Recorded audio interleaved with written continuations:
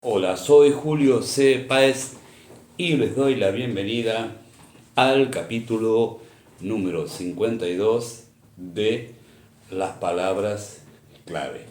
La lectura como creación en el sentido sartreano y la lectura como placer en el sentido borgiano. Y hoy precisamente vamos a hablar de un libro muy divertido de un autor al que acabamos de citar cuando dijimos en el sentido borgiano, porque vamos a hablar de un librito que publicó Jorge Luis Borges tempranamente con otro título y que después se volvió a editar. El primer título, que era de 1952, era Manual de Zoología Fantástica.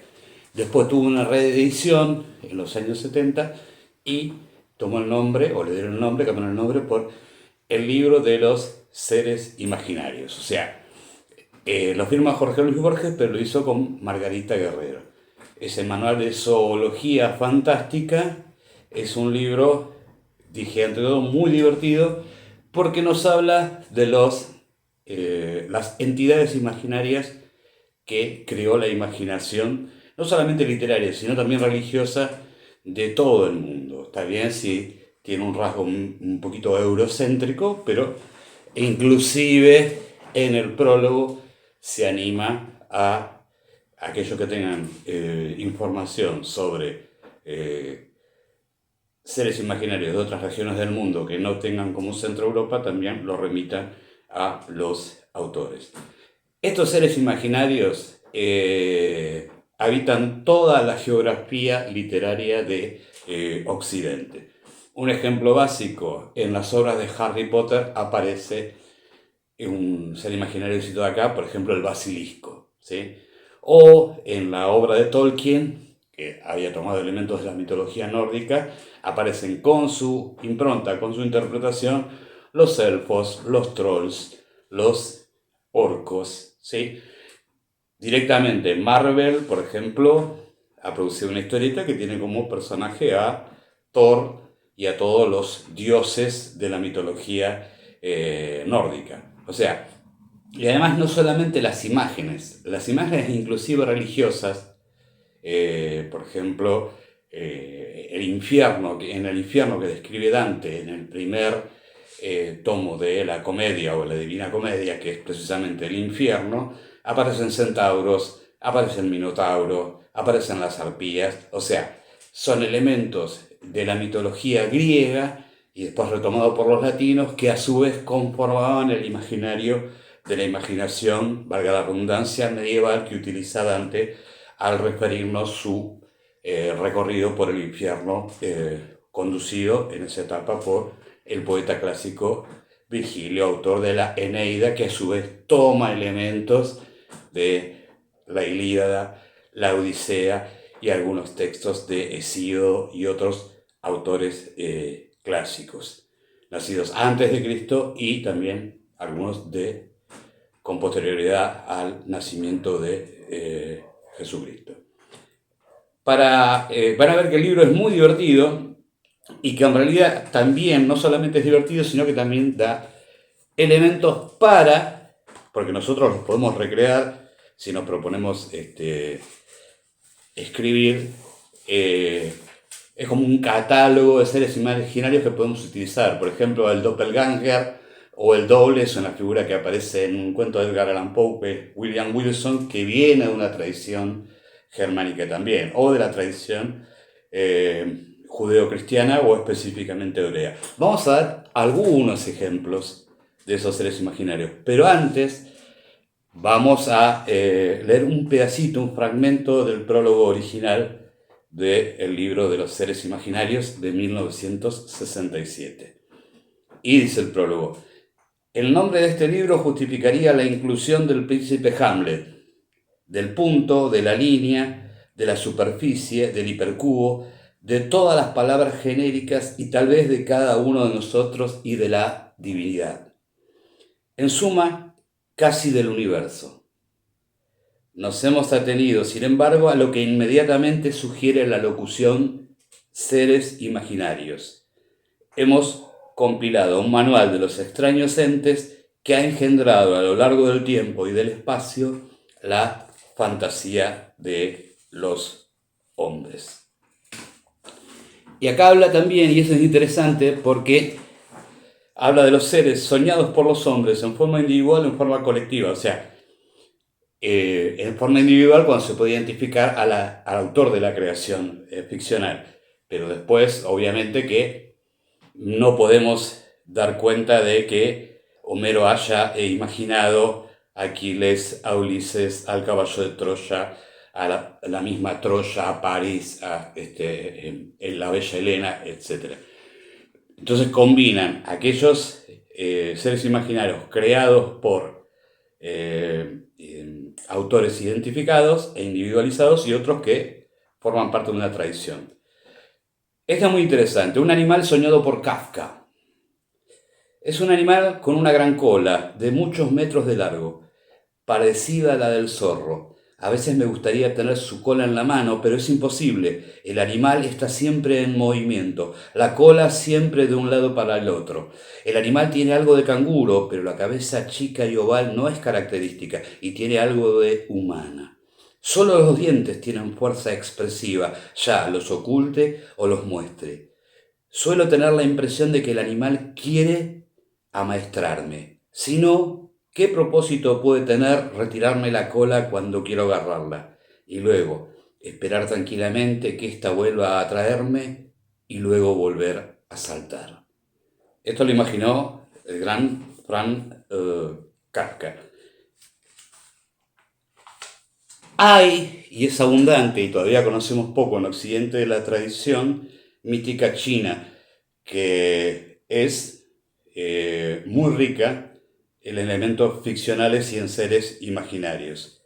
Hay una historia muy bella sobre los animales de los espejos, y acá es interesante porque en general la existencia de espejos, que es bastante tardía, ¿sí? La difusión masiva de los espejos es tardía. Uno piensa que los espejos siempre existieron. No, porque el vidrio y la tecnología para hacer el vidrio en términos históricos, es una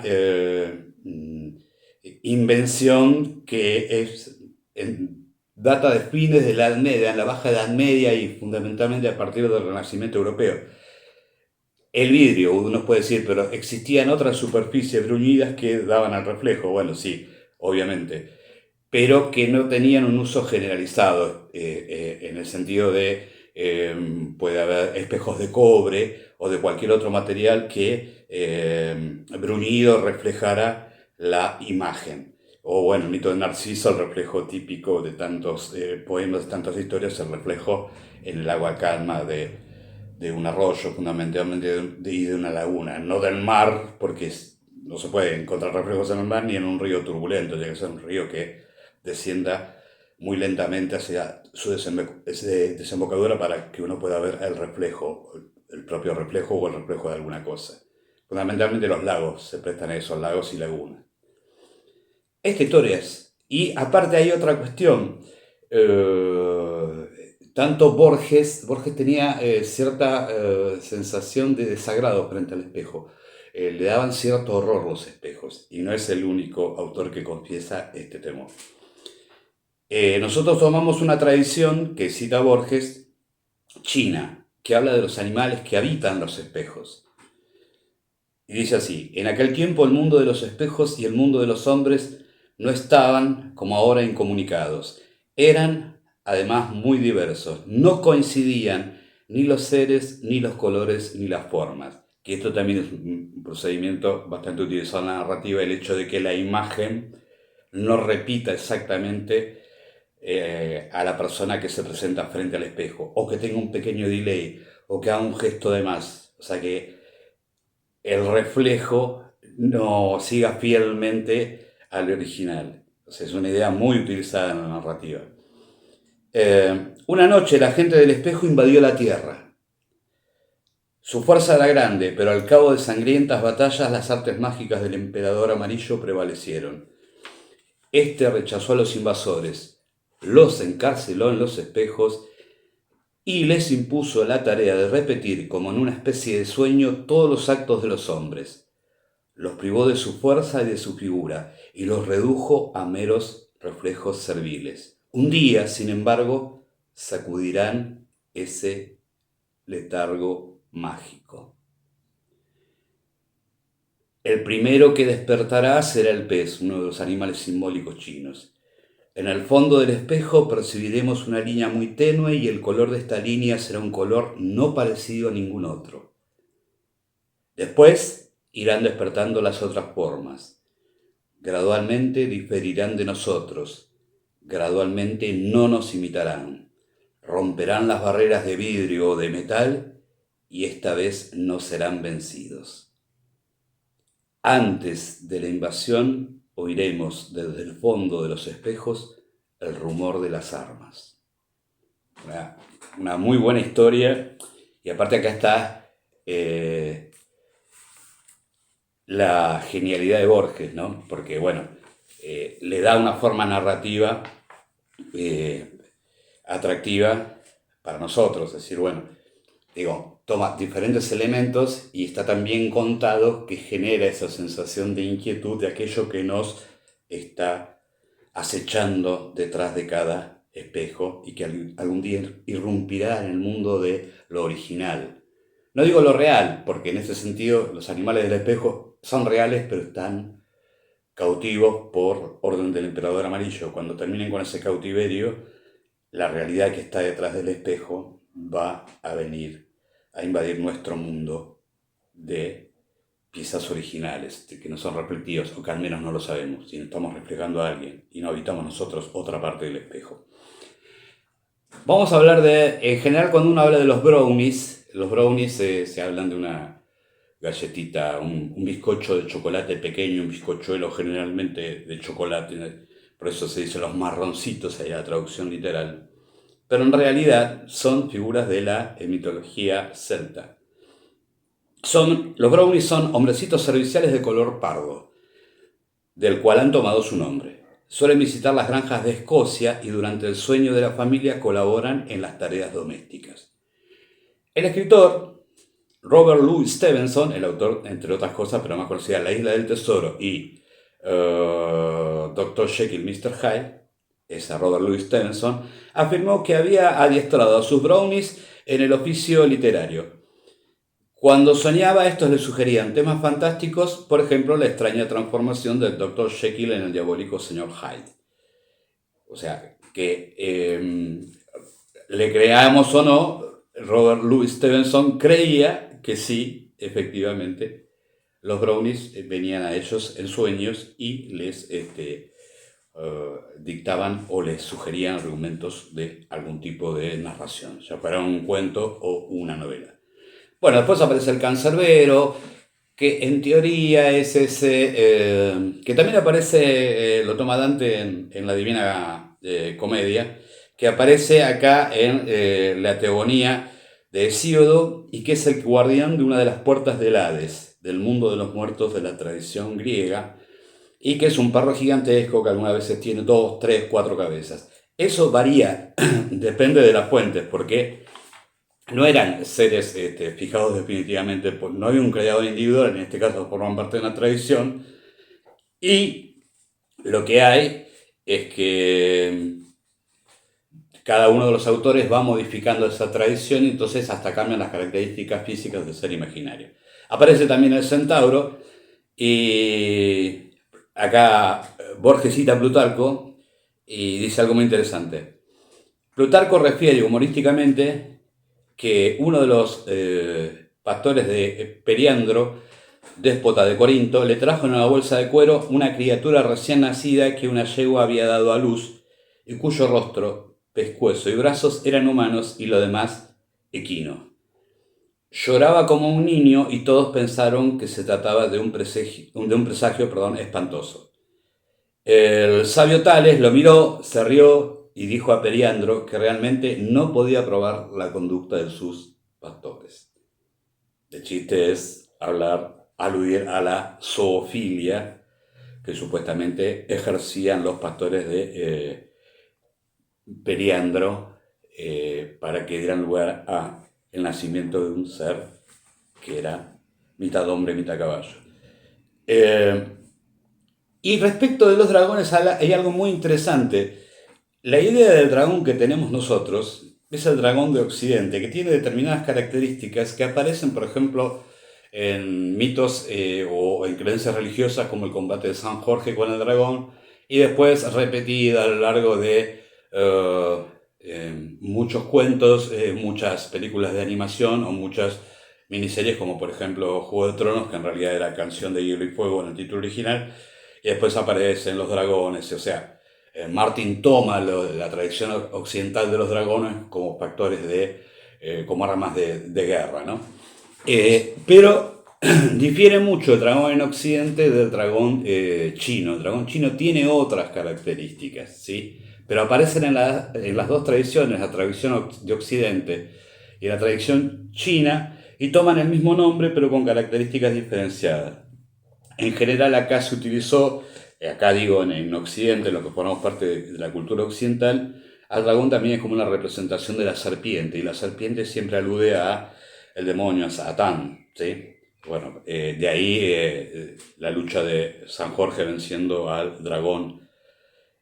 Y lo que dice Borges me parecía interesante, pero cuando lo escribió en 1967, es que la figura del dragón es una figura que fue desgastada en Occidente por el uso recontra remanido. Bueno, en el Hobbit obviamente hablan siempre se habla del dragón occidental, una serpiente, un lagarto con alas que cuida tesoros. Y bueno, en el Hobbit aparece específicamente.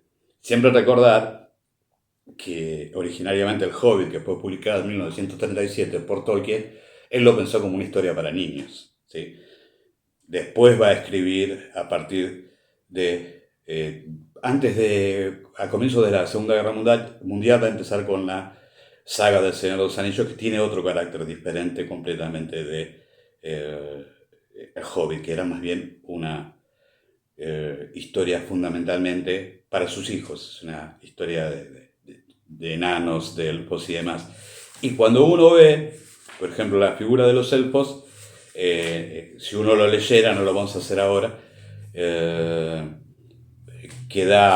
Tolkien es una creación casi absoluta de Tolkien, porque en realidad leo fragmentos. Los elfos son de estirpe germánica, de su aspecto poco sabemos, salvo que son siniestros y diminutos. Roban hacienda y roban niños. Se complacen a sí mismos en diabluras menores. Esa no es la idea de Tolkien, que también cruzándolo con la tradición cristiana era católico, casi en la versión de Tolkien son ángeles, son asistentes de la divinidad a la que se alude, pero que nunca se menciona. Bueno, aparecen también las lamias, aparece la hidra de Lerna, aparece también el unicornio, o sea, son todos los trolls también aparecen. También hay una cuestión combinatoria de un animal real, por ejemplo, que se le adjudican propiedades mágicas. Por ejemplo, el zorro chino.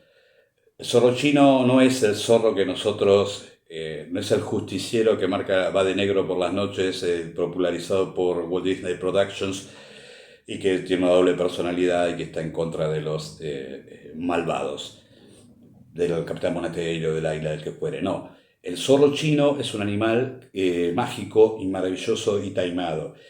Y aparece, si ustedes quieren que toman esta tradición, en 47 Ronin, en la película de hace unos años, aparece una de las hechiceras que conspira contra el señor del castillo. En la primera vez que aparece como zorro. Es una mujer muy bella que tiene ojos de diferentes colores y se la identifica porque el zorro tiene esas características y se ve el proceso de metamorfosis. O sea, el guionista de 47 Ronin no solamente me parece leyó Borges, sino que se informó sobre la literatura china en el sentido de el zorro como una entidad mágica, no como un animalito, ¿sí? Al cual se complacían también en torturar los ingleses, los británicos, pero fundamentalmente los ingleses, famosa cacería de zorro, ¿no? Que es una práctica tan típica del siglo XVIII y XIX en Gran Bretaña. O sea, vemos que lo podría seguir citando, también se habla del unicornio, los trolls, el doppelganger, ya lo nombramos, el squonk, el abaoacu, o sea, es un catálogo de seres imaginarios que disparan sentidos e interpretaciones. Que es muy útil, es muy divertido para leerlo y para saberlo en qué contextos fueron utilizados y cómo fueron retomados a lo largo de la historia, y también como elementos para disparar procesos creativos en cuanto a la redacción de historias. Voy a cerrar con un mito hebreo que me parece muy interesante, que siempre me atrajo, durante años me atrajo esta idea, que es una idea, pues parece un cuento moral, ¿no? Tal vez lo sea. Dice, bueno, se llama Los Lamed Gufniks. Y nos cuenta Borges con Margarita Guerrero. Hay en la tierra, y hubo siempre, 36 hombres rectos, cuya misión es justificar el mundo ante Dios. Son los Lamed Gufniks. No se conocen entre sí y son muy pobres. Si un hombre llega al conocimiento de que es un Lamed Gufnik, muere inmediatamente y hay otro, acaso en otra región del planeta, que toma su lugar. Constituyen, sin sospecharlo, los secretos pilares del universo. Si no fuera por ellos, Dios aniquilaría al género humano. Son nuestros salvadores y no lo saben. Esta mística creencia judía ha sido expuesta por Max Brod. La remota raíz puede buscarse en el capítulo 18 del Génesis, donde el Señor declara que no destruirá la ciudad de Sodoma si en ella hubiere 10 hombres justos. Obviamente tiene que ver con una... es absolutamente imaginaria, no tiene que ver con ninguna, ninguna ortodoxia, no aparece ni en el Antiguo Testamento ni en el Nuevo Testamento ninguna referencia, ninguna alusión a esta historia, y es probablemente la interpretación de Borges sea la correcta, esa idea de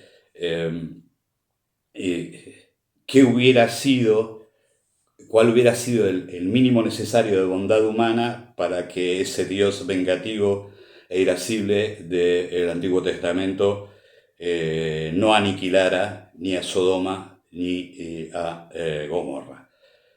Si uno lo empieza a pensar, uno puede hasta ponerse cínico y decir, bueno, con la cantidad de habitantes que tiene el mundo y las maldades que ocurren, la guerra, la destrucción, pareciera poco 36 hombres, ¿no? ¿Y por qué hombres y por qué no mujeres? Bueno, ahí está el disparador de la idea, pero es una idea muy interesante que después va a ser retomada en varias tradiciones, de que no solamente en clave creyente, pero también en clave agnóstica, es decir, bueno, en qué se fundan los valores que justifican la existencia del mundo. Es un tema bastante más profundo. Esto es un pequeño esbozo. Bueno, y después nos enteramos que también hay el unicornio tradicional que nosotros conocemos, pero también que hay un unicornio chino. No sabemos cuál fue primero, probablemente durante mucho tiempo las tradiciones de cada pueblo se mantuvieron aisladas.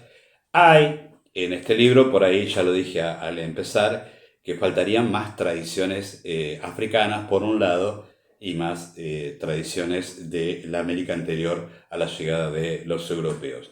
Pero en todo caso es una buena idea para seguir escribiendo libros, porque hay mitos terribles y maravillosos tanto en la tradición africana como europea como asiática. Así que bueno, para empezar, entonces invito a leer Jorge Luis Borges y Margarita Guerrero, el libro de los seres imaginarios, y leerlo como proponen los autores, que es una pequeña enciclopedia de datos, porque hay pequeñas historias insertadas en referencia a los seres imaginarios, pero no hay un desarrollo de ninguna historia, no hay una narración, son pequeños episodios.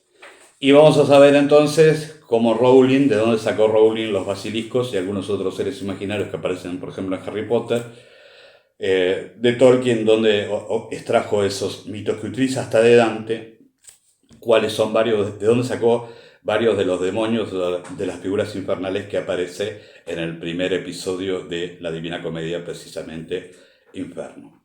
O sea que Jorge Luis Borges y Margarita Guerrero, el libro de los seres imaginarios. Buena suerte, buena lectura y hasta la próxima.